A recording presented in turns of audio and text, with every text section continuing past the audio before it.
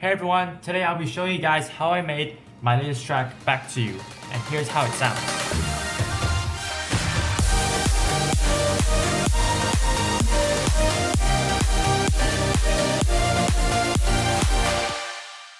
It's available now on all streaming platforms, so be sure to check it out after this video.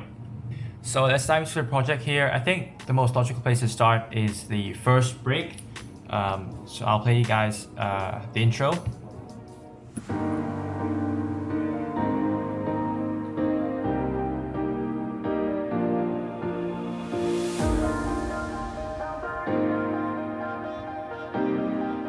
So as you can hear, the first instrument that we hear is the piano. So here are the chords. You might be interested in the MIDI.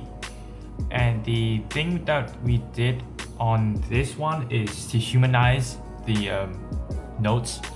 And so the way we did that was to click on, I think it was functions, meter format, and there, humanize. So this makes it a bit more realistic, like a person's actually playing the piano because the notes are slightly offset. And then the next element is the ARP. Again, this one has actually been played on the piano. We filled it up with quite a lot of reverb, the Valhalla Supermassive, I think it was. And then as we move on to the chorus section,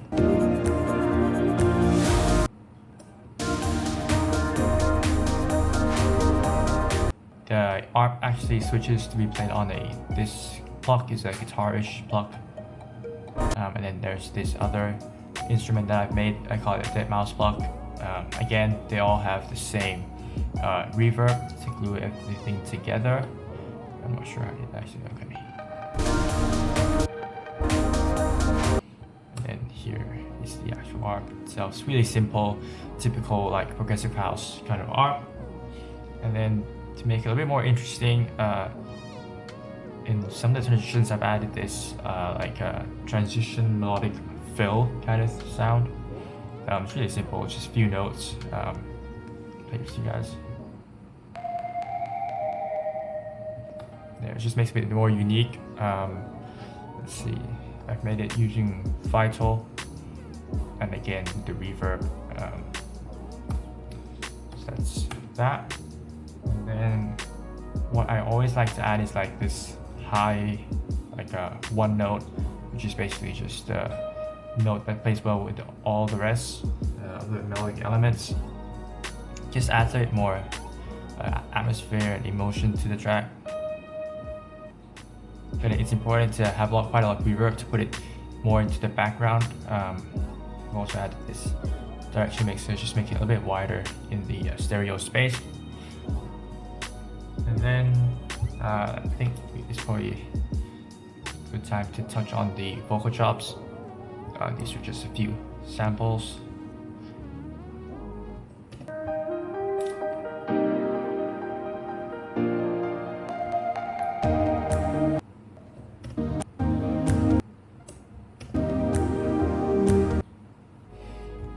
I think these really add a lot of character to the song, especially because there is no top line to this. This one actually used different reverb. It's Logic's Chrome reverb, and there's actually like echo, the Valhalla one, and then of course EQ, just to make it cleaner in the mix, and only the frequencies that I want will be shining through. And then as we build to the chorus section, we've added a couple of percussions, just solo them. Snap, and then move to the chorus. Got a lot more things playing, hi-hats and shaker loops, and that's pretty much how I build up the first break, if you will. And of course we've got all these different effects as well, like sweeps and downlifters, just to make the transitions more smooth. And let's just skip to the second break. It'll be a little bit different to the first one. I'm just playing for you guys real quick.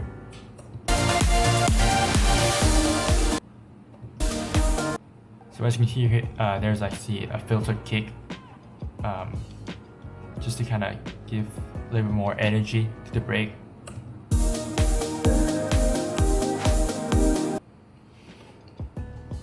And the reason why I've actually put this here on most of my tracks is actually when it transitions from the high energy drop to the break, you don't want it to be too sudden, and so this is a good way to make it a bit more smooth.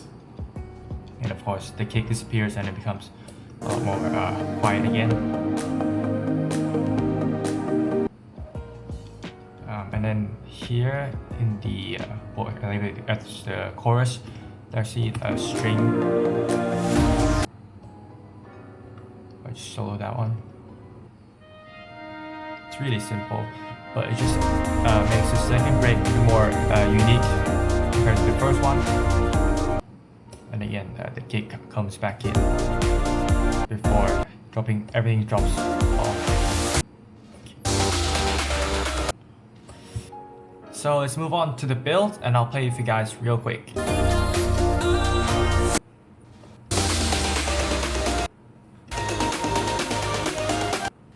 So as you can hear, or at least try to hear, if the computer's not trying to overload, I've actually cut out mostly elements from the main break. They're all kind of been filtered down. Let's see if there's any automation clips to see as well. So I've got a few automation clips here. It'll be mostly the bass and the leads which are filtering in.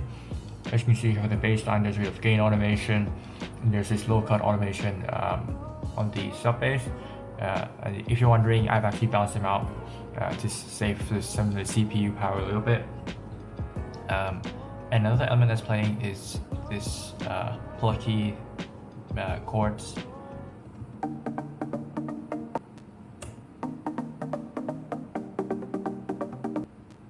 So it was just a bit of nice sound in the background.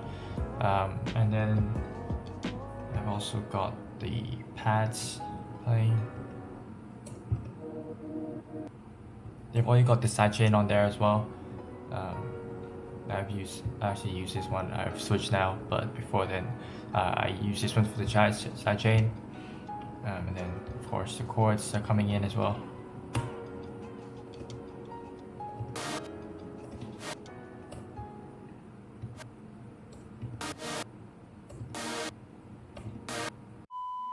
Looks like you're not be able to hear that today, unfortunately.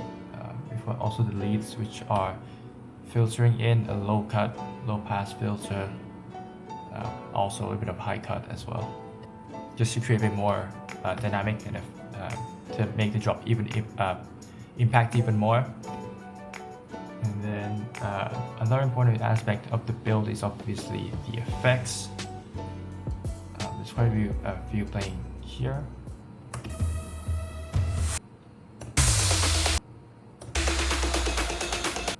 So most notably, it's the drum fill, and then we've got the sweepers as well, and then there's a few rises coming in towards the second half. And then I'll play you the fill as well. So there's quite a few sounds playing here. Unfortunately, there's the reverse clap, like a drop snare, as well as like I don't know what to call this one. Let me play it for you guys. It's like a sweep plus an impact. And then let's move on to the actual drop itself. It's basically the part where all the elements are playing together. Obviously you've got the kick, which is basically the most important part of any track. If it doesn't work, then it's not going to work well with the crowd. I've got some few plugins just to make it shine a little bit better. I think this one, just to cut the tail of the kick, so there's we get a bit more transient, and then the second half of the kick is a bit more clean, giving room for like the bass line, the chords and the leads, etc. And then I'll just play you guys the drum pattern. Hopefully it won't overload this time.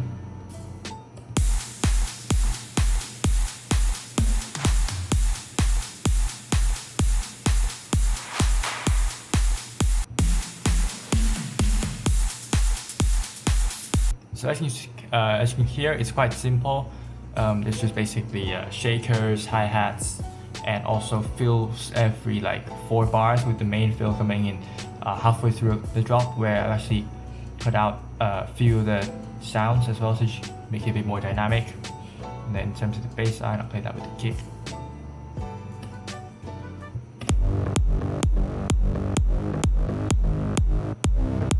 So it sounds a bit more dirty, and I've also cut out some of the high end as well. Yeah, and that's just to make room for the higher frequency sounds like the leads and the chords. There's a few instruments playing it. This one is from Logic. This one's another one from the Alchemy library, Niasu, and then another Alchemy. So actually, all the bass instruments are from Logic.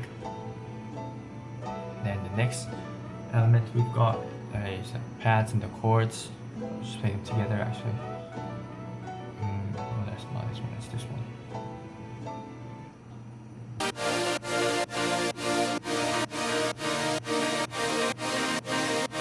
It's basically the same chords as in the break, and the main purpose of these two sounds is to fill up the midsection so that the whole spectrum is more full.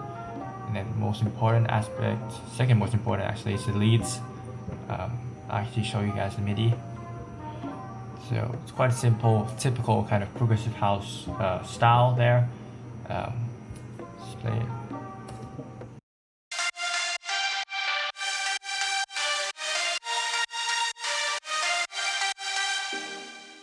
And you may be able to hear there's a bit of like a filter. There is a high cut on the halfway point as well. So this is where you want to put that energy back in for that second half of the drop. That's why I've decided to do that there. And the interesting thing about this track is that the first drop, there is no vocal chops playing, and then in the second drop, is actually we've got the vocals coming in.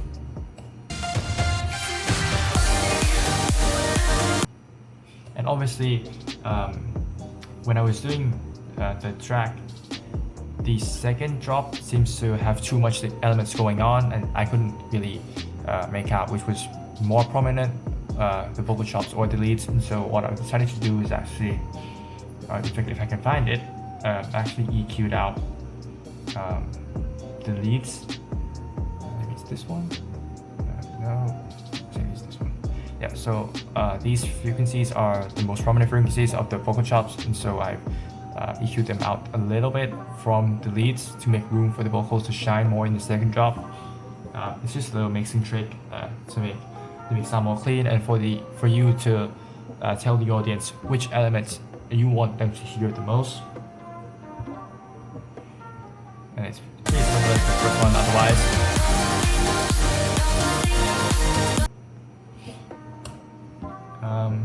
And that's basically how I built this track.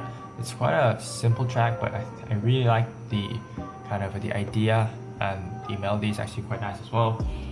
And I think I'll probably just talk a bit more about some overall tips.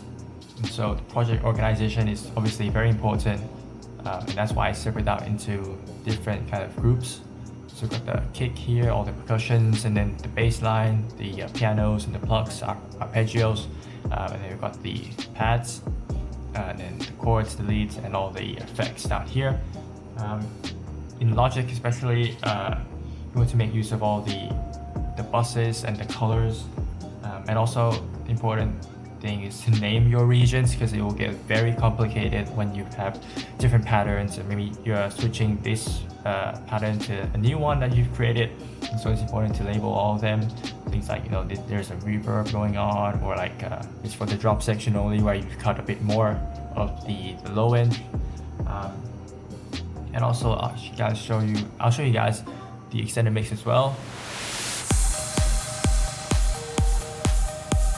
And the thing is, I put them in the same project, so it's more uniform. All the changes made in the main section will be affected on the extended mix, and that just helps to make everything more consistent. And basically that's how I made the track. Don't forget to check out the music video, and hopefully you've gained some new tips on the music making process. Be sure to like the video and subscribe to follow my journey. See you guys next time.